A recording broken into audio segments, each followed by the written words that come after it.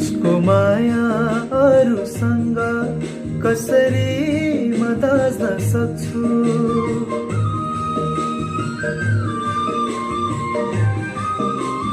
हो उसको माया अरूसँग कसरी म दाच्न सक्छु।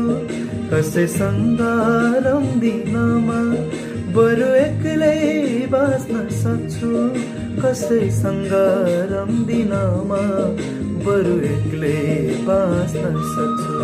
जसले मलाई चोट दियो उही आउँछ वरिपरि।